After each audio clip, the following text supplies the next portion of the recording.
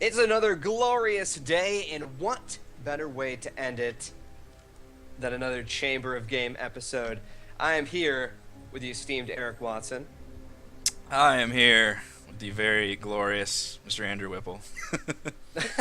Okay, now that we're done giving each other the runaround, Blackguards.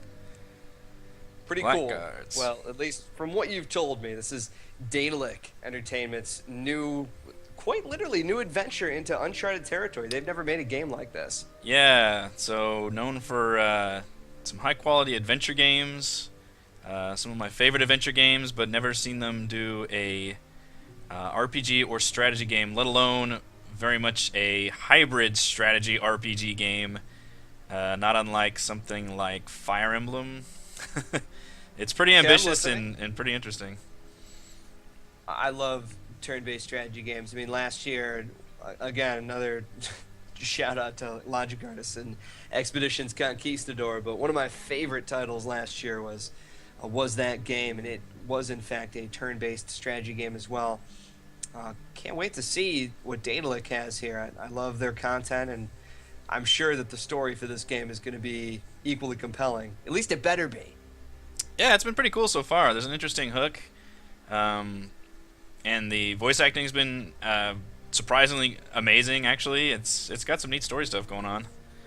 I mean, the opening is you get kind of framed for murder, although you're not really sure if you actually did the murder or not. It's all done kind of in a almost dreamlike manner, and you get thrown in jail, and you have to break out of prison, and you meet all these swarthy characters, and you end up kind of being these, I guess, rebel renegades or blackguards, if you will. Oh, name dropping. There you Okay. go. Well, so why don't we? Can we look at the character customization screen? I know it has one. Yes, you can actually create your own character. You can choose at the beginning. You can choose between a warrior, mage, or a hunter, which is your basic melee guy, your spellcaster, All and right. your long-ranged attacker. Now, Now, what did you choose on your first playthrough? um, I like to do the hunter because the first two people you get are warrior and mage, so that ends up working out pretty well at the very beginning. Um, Mage has a lot more options though, because you can obviously cast spells. Yeah, I'm not used to actually seeing things like this. I'm used to the Wizards of the Coast rulebook, Dungeons and Dragons Right. rulebook rather. Yeah. So So this is a wholly original world.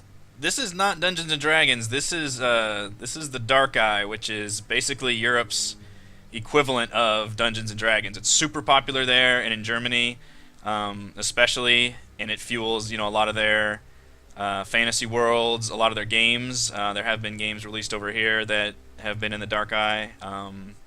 They did an adventure game actually that took place in this world, which is the Chains of Satnav. And then they've done some RPGs as well, but so it's a bit of a learning curve because these stats are obviously courage, cleverness, intuition. You're not used to seeing those kind of stats on there. There's a bit of a mental leap to try and get in the same system if you're not used to it, but a lot of the stuff does carry over. I mean, you can kind of tell what dodge does, your ranged combat, astral energy is your mana. So I mean, it's not really too hard to make the the comparisons. Astral energy. Yep.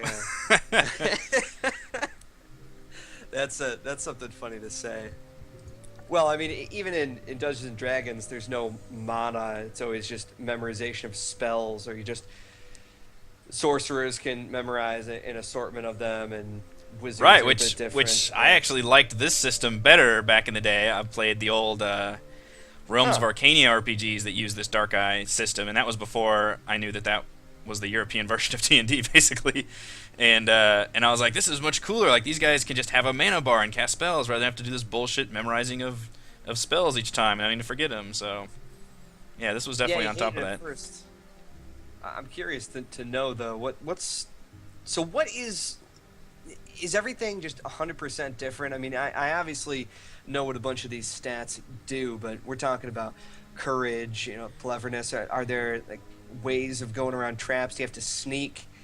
Maybe you can just show us some examples coming Yeah, up yeah, here. you can use some of your skills. There's actually talent screens. We'll be able to show a little bit more of that once we jump into the game. But this is pretty Okay. much you can select at the very beginning before I did this. It has a prompt where you can select between basic and expert mode.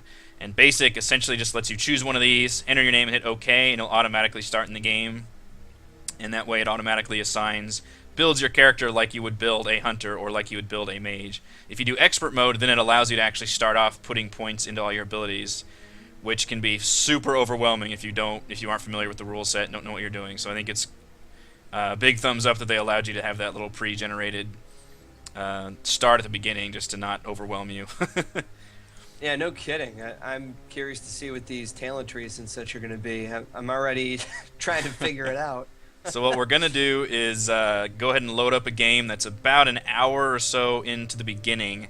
That way we're a little bit past the kind of initial hand-holding tutorial battles that appear.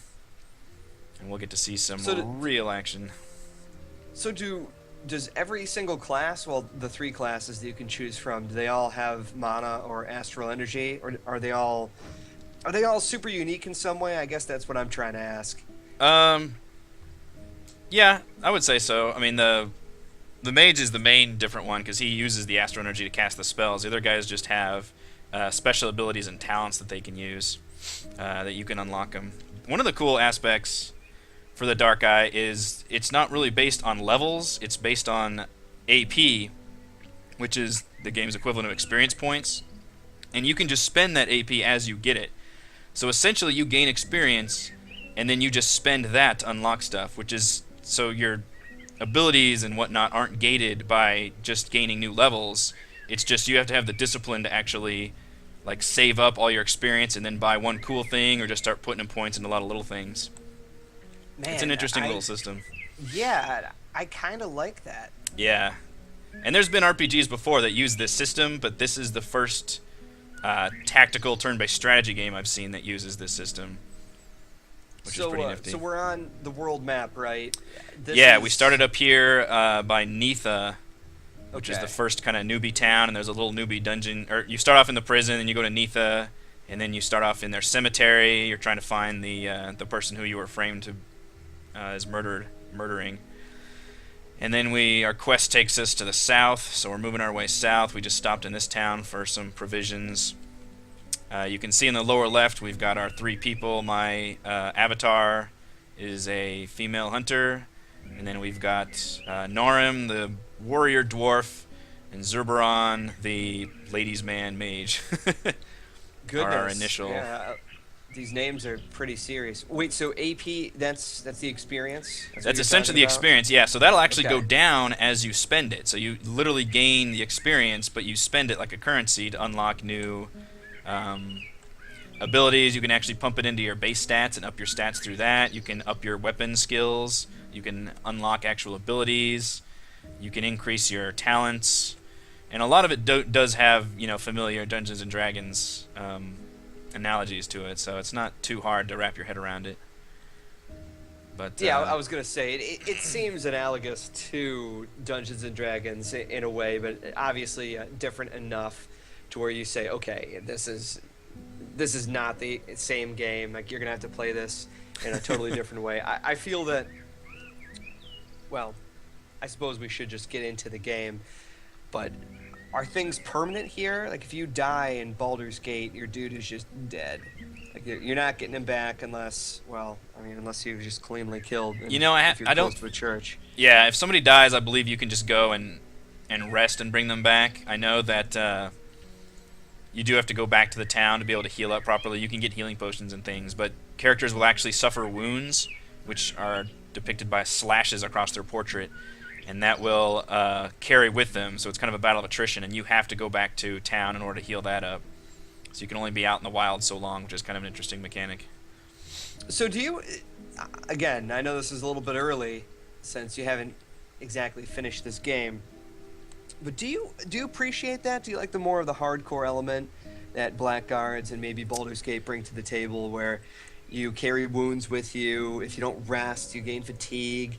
There's a semblance of permanence to it, while as a Dragon Age Origins, they really kind of eliminated a lot of that stuff. Like, if your characters die, they just get back up after the fight, no matter who they are. Yeah, I don't think I can blanket say I like one over the other. I think it depends heavily on how the game is balanced and how it's paced. I think that if a game is paced to be much more quicker with the battles, then obviously I want my characters just popping back up and getting back into the action. If it's much more of a tactical nature, then yeah, I can appreciate having consequences and being more difficult, but it needs to be also properly balanced for that as well. So I have not played obviously all of this game. I've only scratched the surface of it, so I certainly hope that the balance is there. For sure. Well, it looks fantastic so far. I really like the visual style. Yeah, I love this little like scroll map with the little animated clouds going by and the little like vellum parchment things. It's fantastic. It's got that aesthetic design that Daedalic is capable of just absolutely making. I just looking at this, if I walked into the room right now, I would not be able to say, "Oh shoot, it's a Daedalic game." Yeah. I just love this. It's just a really cool like painting almost art style, and this map looks pretty damn huge too. Like there's quite a lot of space here. And these are just pretty serious. These are just towns. I don't even know where all like the different dungeons and battle maps are going to be. So right now we're going to move. It's a serious fantasy game when villages are named like stuff that you just cannot understand or some kind of foreign food. Festina, Lorfas. Exactly. The Moha village. So we're going to move on to the next town in the south, which is our next objective. And the town screen is just kind of a static screen, which is not uncommon for a lot of turn-based games where pretty much all of your gameplay takes place in the actual battlefield. And I like the way that they highlight all the different things you can interact with just by a little icon over the people. So you can see we've got the Innkeeper on the left, which looks like quite the sex pot. You can use her to heal. The merchant, obviously, buy supplies. The smith, buy weapons and armor. And then anybody else that you can actually talk to, which will either further the story or give you some combat opportunities and whatnot. But the graphics look pretty good. I mean, you can tell that if you zoomed in, it would not look as good, but luckily it never really zooms in much more than this on models and whatnot. Yeah, which is fine. I mean, it's all about presentation, right? I actually appreciate screens like this. You know what it reminds me of? When Blizzard in StarCraft 2, they decided to go with the old Wing Commander approach, where how you go through missions, you click on things, and I love that. Like Heroes of Might and Magic, when you just had the static castle screen that you were looking at to get all your creatures. Yes. Like that kind of stuff is really cool. Alright, so we're gonna talk to these guys and we'll get a the elf says this sense about the dialogue deep. and the water voice acting comes works. up to my chest. The human says the water comes up to my neck. The dwarf says nothing. Laugh, don't laugh. Not bad. Look who's back, Bob. Our the friend voice acting Norin. isn't half bad. How goes the dragon? I kind of like it, yeah. I bet you returned so you can finally pay off your debt to Cheristeli. I mean, it's not like the most convincing that I've ever heard, but it's not to the point where I say, okay. Yeah. May Angros just want to mute guard his everything. spark. Come, play a game with us. Alright, so I suppose at this time, while I'm talking over these people, you're going to have choices in this game. Just like any kind of good RPG. Yeah. How deeply have you gotten into this where it feels like something is going to be either circumstantial or superficial or permanent? It seems like you will make choices further on that will make some big differences. Right now it's a lot of just kind of jokey stuff. And it looks like whenever you have a character that can actually talk for you instead of your avatar talking, they'll have that character's name in brackets, so you can actually answer something with one of your party members, which I think is kind of a good mix. So if you want to be surly, you can just let Narum talk and he'll say something surly. That's pretty great. I like that. It's simple. That actually that expands upon the formula a little more, well, a lot more actually like 2, than for instance. Then Baldur's you Gate guess or whether the number is odd Dragon or Age. even. You always are talking with your main character. Yeah, I know exactly. that used to make me a little upset in some of those games because, like, yeah, I have the most charismatic person in the world in my party right now. We could just get into this place by being nice, but no, I have to be the giant dwarf You berserker take no that chances. just wants to Very kill everybody. smart. They all hate Exactly. me. Now, two. You know what I mean. lose. Yep. Alright, I'm actually gonna play your stupid... He thinks of a number We between have 1 to and get him to 7, that's draw. your game. The mouse wants to slip into its hole, Fantastic. but a kitten guards it. There are many kittens in Droll. We could certainly help you, but we're still waiting for a shipment. We don't mind waiting. We're getting richer with every passing hour. But I suppose you can't afford So now, to wait. if I remember correctly, Daedalic was... They were putting this out in different chapters to A good people friend promised to bring who us had early a gift. access. That's right, it was an early access To title. remind him. Yeah, and they A installed it by chat. I think there's dream 4 we chapters built. total. And they just kind of added them in A nice piecemeal. little pastime from Which the gave them a south. chance to kind I of would iterate on the game recommend and Ilmen Leaf Roll. help Find bring in out people's what feedback and became whatnot. of it. Then we'll So now take this you is to the city. full game. It's not coming in waves, right? Like this isn't part 1 like Broken Age. Right, the full game is out now, but they have the demo, which is essentially all of Chapter 1. You can now download for free. Which, Wow. yeah, You're which is what A we're full playing right chapter. now. Yeah, What do you trade Okay, in? shoot. The I only actually thing did that's not know worth that. and that Oh, I mean then that should serve as a pretty money. good indicator Yeah, of if this is going to be your cup of tea or not. Obviously, in addition to watching this awesome video. We'll get your shipment. Yeah, Our friend lives west Right. of here in But I mean, it Fenech. seems like Chapter 1 Let's itself hope is going he to doesn't be is put a up a pretty fight. lengthy affair too, so it's a pretty good deal. well, I would assume, not Let's saying anything go. against any kind of business ethics here, but if you're going to grant a full chapter, you obviously you have a good pedigree for making good games. Yeah. But also, you know that this game is going to be pretty long. Right, yeah. You definitely got some more content later on. It's probably like 4 or 5 chapters, something like that. I think it's 4 total from what I remember. But yeah, and it's interesting. It's kind of a mid-priced range too. I think it's right at like $40, which you don't see a whole lot for video games. There's a big market obviously for the full $60, and then you've got a huge market for smaller $10, $15, $20 indie games. You don't see a whole lot that's kind of in that mid-price range. No, I mean, it varies from place to place, but Daedalic's made enough titles. It's kind of awesome to see them branching out down this path. I like what I see so far. I will definitely weigh in right on here once I see the combat in action. Yeah. Like the true combat. We'll get in deep here.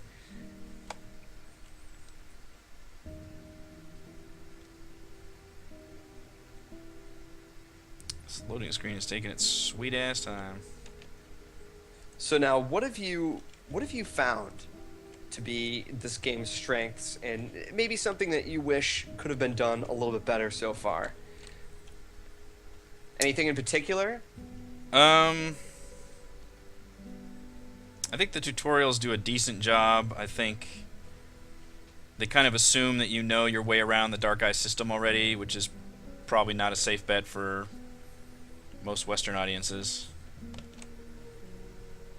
I think we're gonna actually have to reload this one. This loading screen is just totally hanging on me. Let's Well, pop hey, video games. That's right. That's just how it goes. video game. You know what? This is the first time it's ever done that on me too.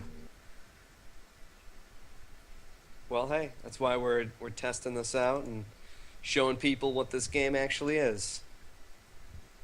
And that is not a mess riddled with bugs. You right. heard it from Eric. First time this thing has happened. We get to see Okay. the glorious opening. Yeah. Alright, we're back in business.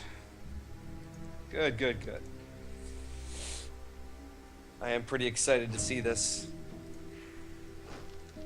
I love games that just take their combat seriously and you actually have to think about it. Yeah. There's repercussions for your An actions. elf, a And human, that's something and a else too. dwarf I know wading you through haven't a gotten river. too far The elf's into the this to maybe human. comment on the next thing I'm about to Ah, say here, but what I loved about Baldur's We have Gate to- is the fact that I just had a plethora of allies to choose from. There were so many people that I could get in my party, and everybody had different allegiances. They actually had their own personalities, and if you tried to mix a neutral evil person with someone who was, say, chaotic good, eventually they'd end up just talking with one another, fighting even. And I remember one specific scene where they just dropped out of my control and they started fighting each other until one of them died. That is pretty cool. Like, Yeah. That's crazy. Yet I don't know.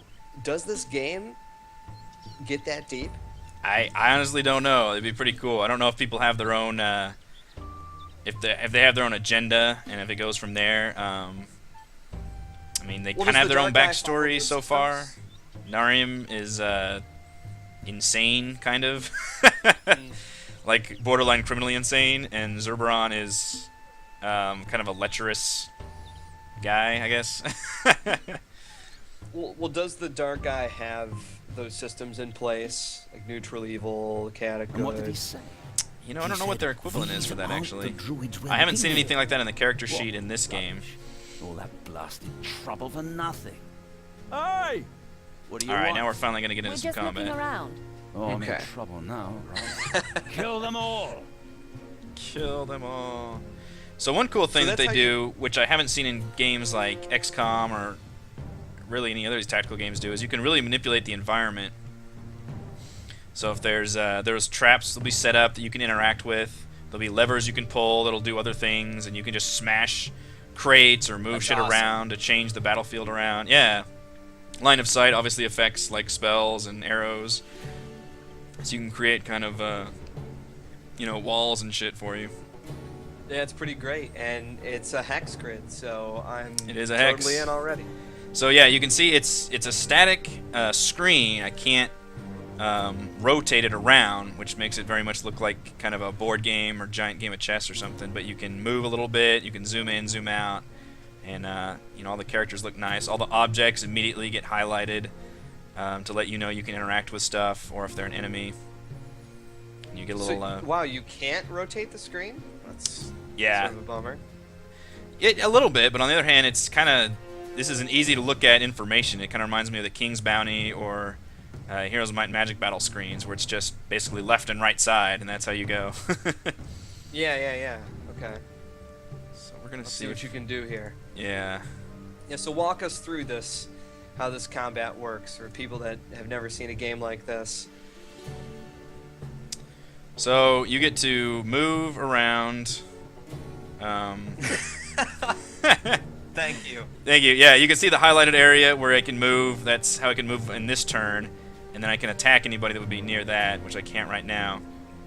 And then whenever somebody lights up, then I can actually attack them. The lower left corner shows the current order that people will go in, which is very useful information. So I know right now I've got my Huntress going first, and then I'll have all three of the enemies go before I get a turn with one of my guys again. Which is very... Now, are there rules about firing your bow in close combat? Does that provoke an attack of opportunity? There are a What's few the deal rules with like those that. things? Yeah, they kind of teach you that as you go. Every character can parry only one blow, so you don't want your guys to get surrounded. And then your bow will actually get crappier the closer people are, because it's wants to be a long-range weapon. I think we want to try to just interact with these barrels. There we go. Try to make a wall right here, maybe. Oh, except they're just gonna run around. So can enemies actually interact with those objects as well? They can and will, for sure, yeah. Yeah, I The really best- like how if you've played a game like this, you know immediately if you move within the light space, at least how this game does it, you can also attack in the same round, right? Right, yeah, Is that yeah. how the normal rule goes? Yeah, and it lets you or see that can pretty go easily double from when and- you start out, so you can actually move and attack pretty easily. Yeah. So you can see I just right-click, and I can bring up this Radial Menu, and that lets me use all my abilities. So instead of having, a big, ugly interface bar somewhere, in fact, I can actually hide the hotkey bar even from the upper left if I don't want it, and just bring up this Radial Menu and do everything from there. I can drag any of these abilities up to my hotkey bar, which is different for each character, so each character can have up to a shit ton of abilities. And you got spells on the right, and then abilities on the left, and different perception skills. You can change to 3 different weapon sets, which take up a turn, but allow you to switch it up in the middle of combat, use items on your belt. So I really dig the interface they use for this. Yeah, it looks intuitive enough. That's Yeah. excellent. We're going to try to launch a fireball. The interesting thing about magic is that it also has a percentage to go off, so it's not a guaranteed thing. Really? So does it take a turn for you to cast it? It or does, just although once? luckily it does not take mana if you end up failing. In fact, he just failed there, which is a bummer, because that would have been a great fireball to get off. That's really unfortunate. Yep. Let's see if she can hit point blank. Of course not. She's got a bow. There are a lot of dudes here. Holy crap. Yeah, so can you, like, how does that work? You don't want to fire a bow in close range, right? You want to break out your sword or whatever? Yeah, I should switch her up or try to move her back if I can. Let's try and go after this guy. Man, that's really funny that magic can miss like that. Yeah, it's actually really frustrating, but it definitely motivates you to get your magic skills up too. And each spell, your spells can fizzle. yeah, each spell has its own like tree that you have to work up to. Oh, I can't quite get these guys. There we go. I can get those 2 or those 2. Let's try and do it again. Boom. And we actually lit that table on fire, so now that's like a giant fire trap. The sounds are pretty well done. Yeah, the animation Enjoy looks that. great too. I mean, all the lighting and stuff. Ugh.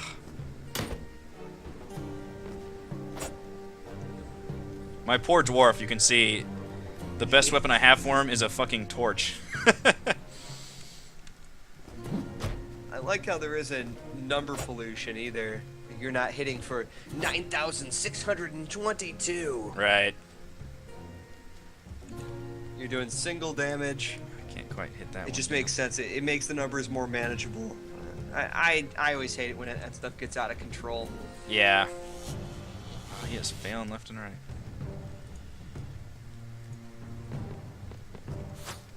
Ugh. I don't think I've hit anybody with the damn bow. I'll kill you all! So how do you get astral points back?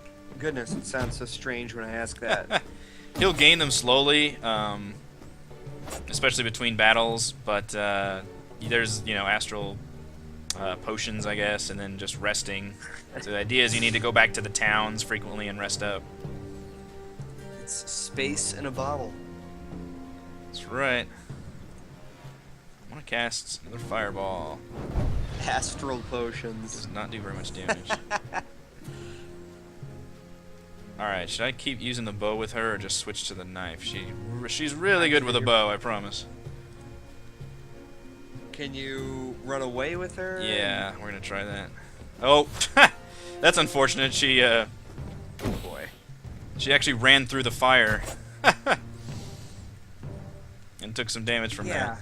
That was poor planning on her part. So you're not sure the debuffs that you get if you use a bow in close combat? Yeah, I forgot. It told me during the tutorial, but I was like, whatever, back to the action. We might have to heal this dwarf friend if we can hit him. Yeah, they're kind of ripping you up here. So if You've we been doing some decent AoE damage, but can't your actually guys even is completely see him. surrounded. Yeah.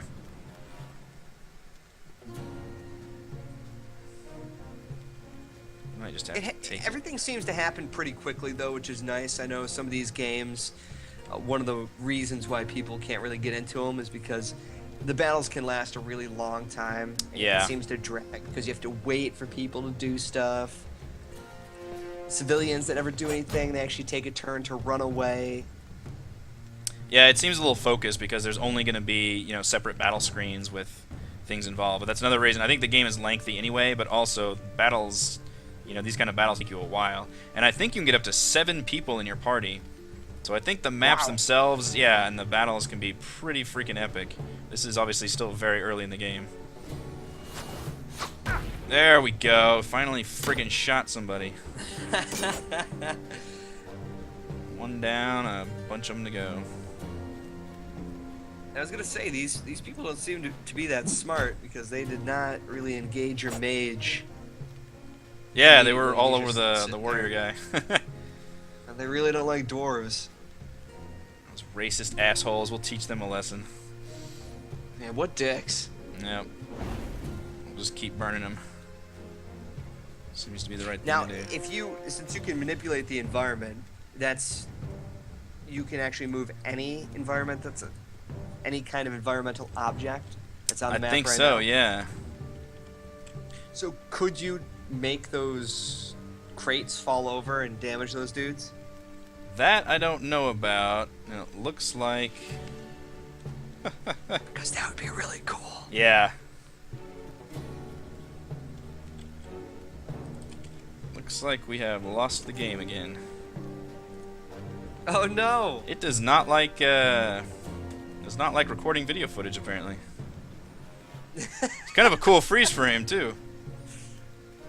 Actually, yes. Well, what else could we show off here?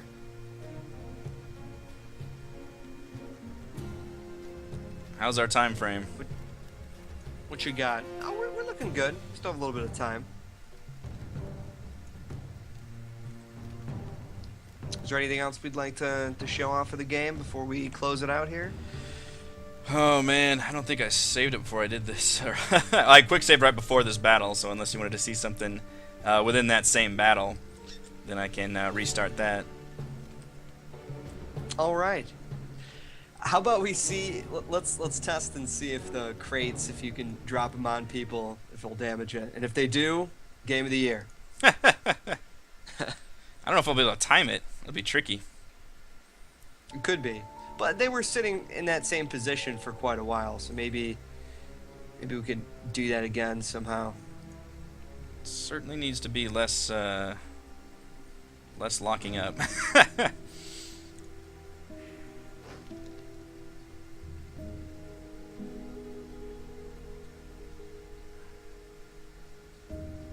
Like I said, video games. Mm-hmm. It's just what it seems like. Well, I can say from just my initial impressions of the combat, the game is absolutely more deep than I thought Daedalic was capable of making. They obviously understand the systems, this rule set that I'm unfamiliar with, and this world. Yeah, It seems like they've got a good grasp on it. it's a cool world. I mean, it's definitely got its own fleshed out RPG system, so that's already in place for them. And they used that with a really interesting kind of turn-based tactical gameplay, and I think it could end up being pretty cool if it didn't lock up all the time. Holy crap.